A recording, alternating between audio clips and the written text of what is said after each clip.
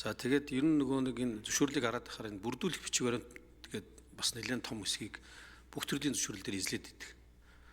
За тэгээд тэрийг нь харахаар болохоор бол тэр нь төрийн байгууллагаас ч авах бүрдүүлэх бичгээрэнт байна.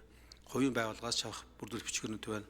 Яг зөвхөн би энэ дээр нөгөө энэ ажлын хэсгээс нэг асуух гэдэг зүйл юу вэ гэхээр жишээлбэл одоо иргэн хүн байлаа гэхэд ямар нэгэн зөвшөөрөл өсөнгөө тэрийг нь одоо төрийн байгууллагатай байгаатай холбоотой мэдээлэл байж болно. Эсвэл одоо банкнаас дансны үлдэгдлээ авчирч гэдэг юм уу? Эсвэл нэг лавлгааж байдаг ч юм уу? Ийм мэдээлэлүүд байгаа. Тэгэхээр нэг ийм Mongolia аппликейшнаараа дамжуулаад иргэн хүн одоо тэр тухайн зөвшөөрлийн процесстэй холбоотойгоор төрийн болон хувийн байгууллагаас өөрийнхөө хувийн хүнийхээ нэр дээр авах гэж байгаа тодорхойлолт лавлгаагаа энэ одоо зөвшөөрөл өгч байгаа байгууллага руу явуулаад өгнө гэдэг ийм хүсэлтийг явуулаад тэр нь ийм Монголиор процессыг автоматар явдаг энэ хэсгийг ер нь одоо энэ зөвшөөрлийн тухай хуулийн дээр хэр нарийн тусгасан бэ гэдэг нэг ийм асуулт байна. За хоёрдугаарт нь болохоор байгууллагуудын хувьд бас адилхан.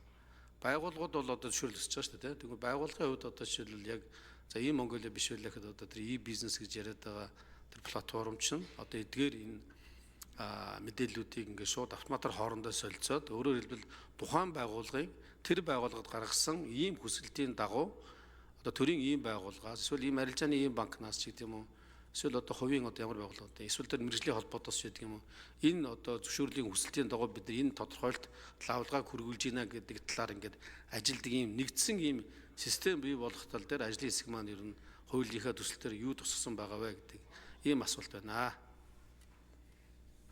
За асуурын гавыг сайд хариулъя. За ер нь зөвшөөрлийн хууль 2022 онд батлагдсан хуулиар бол ер нь бид нар за хэд хэдэн шийдэл оруулсан байдаг. Нийтийн мэдээллийн ил тод байдлын хуулийг барьнаа гэдэг. Одоо төрд байгаа мэдээллийг нэхгүй байхаар хуульчилсан. Одоо зөвшөөрлийн хуульд бол орцсон байна. Гэтэл асуудал бас юу үсэд ингээд зөвшөөрлийн хууль бол нөгөө нийтлэг харилцаа зохицуулдаг. За аль нэг салбарын хууль байвал салбарын хуулинд давмгаалж үйлчилдэг болохоор бид нар нөгөө тэр салбарын хуулиудыг бүгдийг хөндөх шаардлага үүсэж байгаа. Тэр одоо бид энэ дагаж орж ирсэн байгаа 80 хууль дээр тэр нийтийн мэдээллийн тод байдлын хуулийг барих шаардлага тавигдана гэсэн үг. За эдийн засгийн хөгжлийн яам дээр хийгдэж байгаа захин платформ бол үндсэндээ одоо нөгөө хиймэл оюун ухааныг ашиглаж одоо нөгөө иргэн одоо төр за тэр аж ахуй нэг гэсэн хоорондын харилцааг нь зохицуулах бөгөөд төр нь одоо төрд байгаа мэдээлэл нэхгүй байхаар одоо ингээд процессыг эхлүүлдэг байхаар хуульчилсан. Одоо хуульчлаад тэр платформ хийгдэж явж байгаа гэсэн үг. За тэгээ нэгдсэн мэдээллийн сан бас бий болно гэсэн үг. Тэгэхээр уг нь бол таны яг ярьж байгаа асуул бүгд төр хуульд тусцсан. За аль нэг одоо даган өргөн баригдсан байгаас нөгөө дагах хуулиуд бол ороогүй асуудал бол бий. Тэгээ тэрийг нь одоо сүмөрөөр хилцүүлгийн явцанд оруулах шаардлагатад оруулаад тэгээ хуулийн хэрэгжилтийг одоо нэхэж шаардах ёстой засгийн газраас.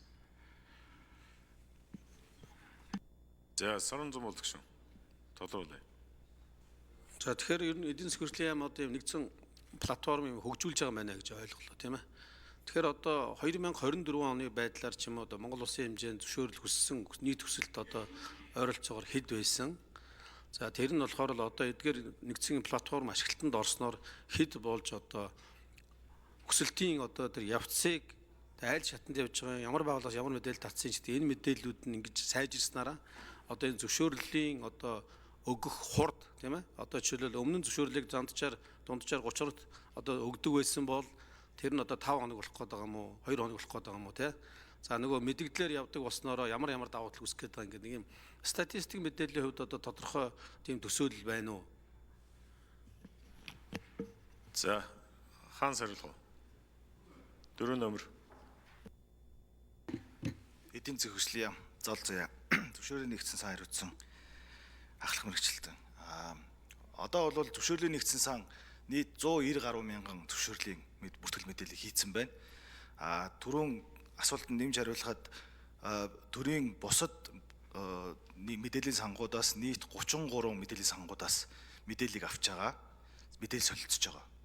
За тэгэхээр зөвшөөрлийн хэрвээ нэгдсэн сангаар явах юм бол нөгөө хугацаандаа олгодог байдал ч гэсэн бүгдээрээ засагдаад ингээд явах боломжтой болж байгаа. Одоогийн байдлаар 371 зөвшөөрлөөс 95-6% нь цахим хэлбэр шилжүүлсэн байна. Цаашд одоо энэ хууль маань батлагдвал бас мэдгдлийг цахим хэлбэр шилжүүлэхэд бүх бэлтгэл ажлыг хангасан байгаа. За баяр суслаа. За Самзан болдог шүү. Тодруулъя. эдийн засгийн яамны сурвалж. Тэгэхээр одоо тэр платформ чинь Mongolia дэрлөө ингээд иргэн руугаа шууд холбогдоод өөрөөр хэлбэл нөгөө нэг Mongolia чинь за таны ийм мэдээлэл дээр ийм хүн ингээд ийм байгууллагаас ч юм хандаж мэдээлэл авсан байна гэдээ явдаг шүү дээ.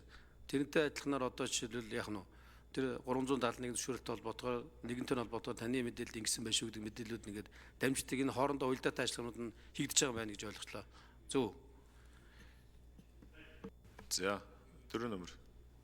За бид нар угаасаа анханасаа системээ ухсрахтаа бүгдийг яг ингэж бодож хийсэн. Тэгэхээр одоо иргэний мэдээллийг төрийн байгууллага татаж авсан байлаа гэж бодоход тухайн иргэний зөвшөөрлөөр заавал татаж авч байгаа. Яг энэ хуулийнхаа нийтийн мэдээллийн ил тод байдлын тухай хууль болон хувь хүний мэдээллийг хамгаалах тухай хуулийг хангаж энэ систем маань хийгдсэн. Тэгээд тухайн зөвшөөрөл хүсэж байгаа иргэнээсээ аль болох төрд байгаа мэдээлэл авахгүй байхаар бид нар бүх програмчлалынхаа асуудлуудыг бүгд шийдсэн байгаа. Тий. Одоо энэ мэдээллүүд нь бүгдээрээ хийгдээд явж байгаа.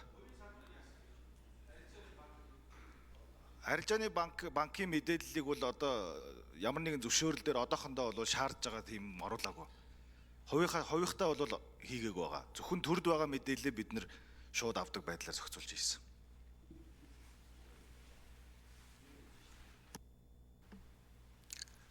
За. Цэндийн сандаг очрог шүү. За